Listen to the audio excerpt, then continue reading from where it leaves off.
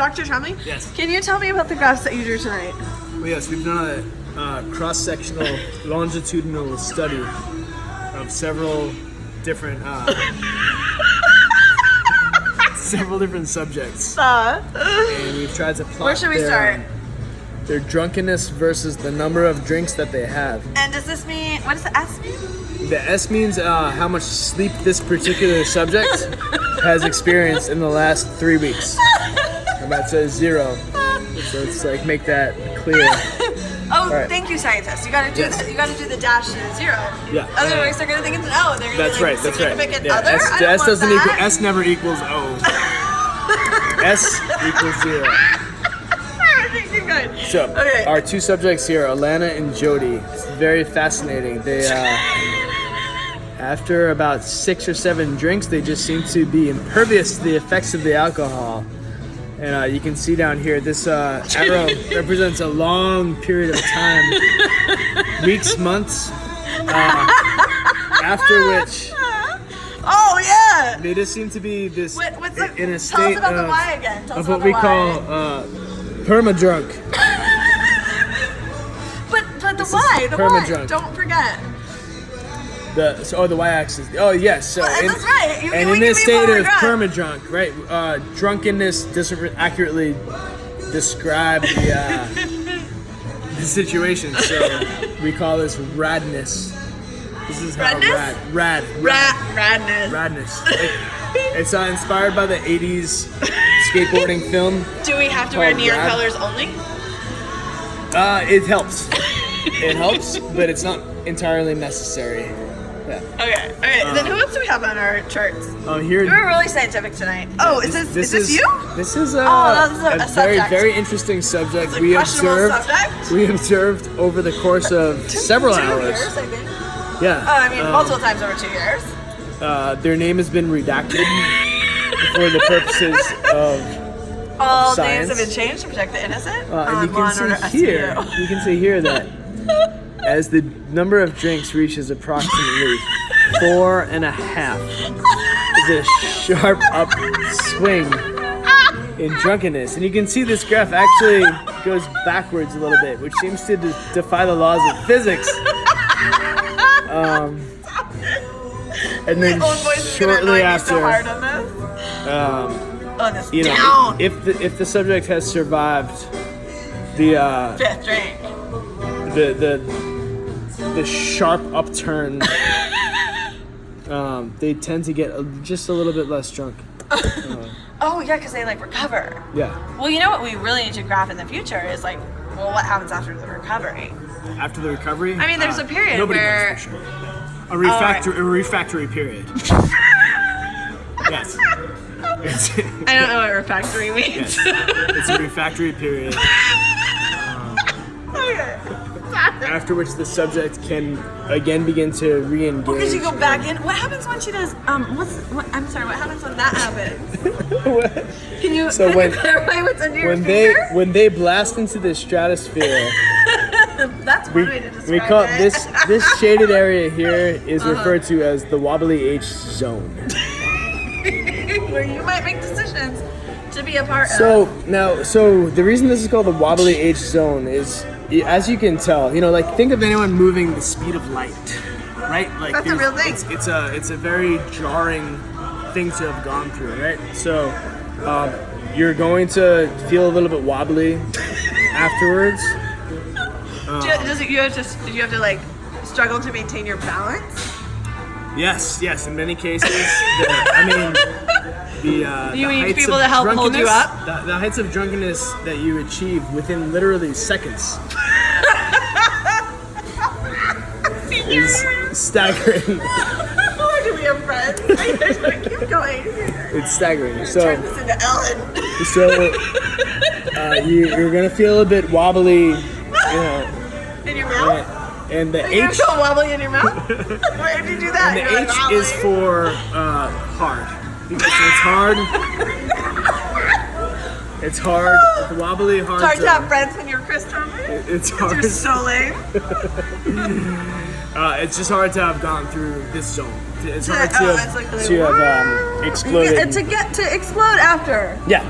I mean, that is a sharp explosion. Yeah, no, it's like many people would we'd expect them to perish rather on this section here.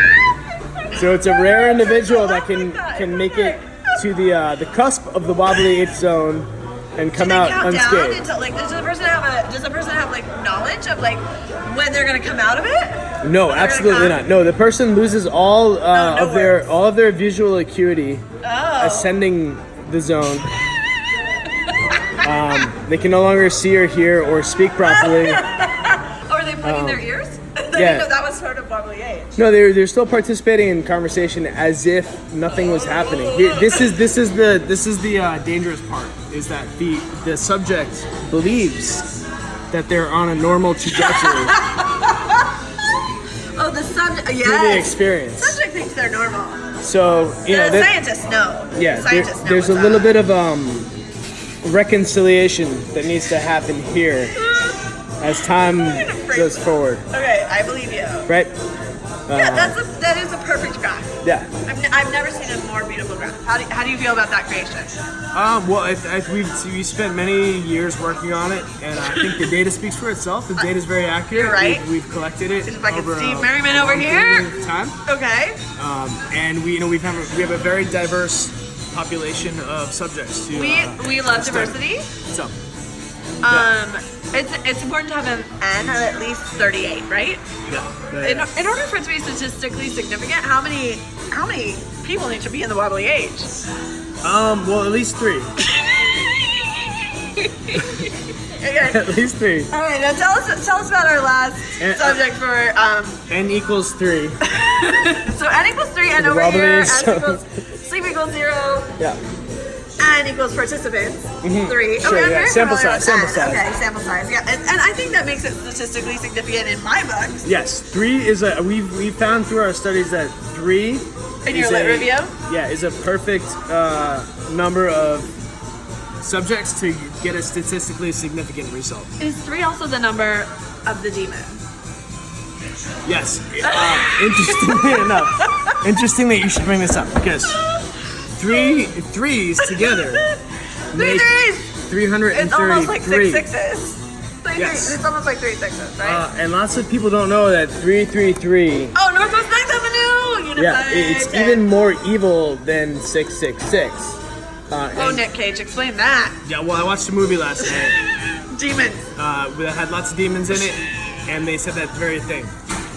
So that's where I based that statement. Mandy. The movie was called Mandy. Yeah. I listened. Yeah. Okay, so let's move on. Our last one. So this Please is pause while we return to a commercial break. This graph right here represents my own personal experience.